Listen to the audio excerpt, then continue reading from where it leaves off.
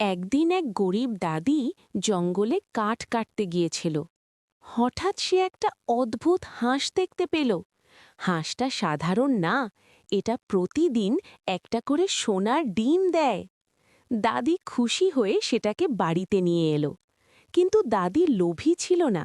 সে সেই সোনার ডিম বিক্রি করে গরিব মানুষদের সাহায্য করত। একদিন কিছু অসাধু লোক বিষয়টা জেনে গেল। রাতে তারা এসে হাঁসটা চুরি করে নিয়ে গেল। লোভে পড়ে তারা ভাবল একসাথে সব ডিম বের করবে। কিন্তু হাঁসটা হঠাৎ জাদু করে সবাইকে পাথর বানিয়ে দিল। পরের দিন দাদি এসে সব দেখে অবাক। শেষে দাদি হাঁসটাকে মুক্ত করে দিল আর বলল, লোভ কখনো ভালো ফল দেয় না।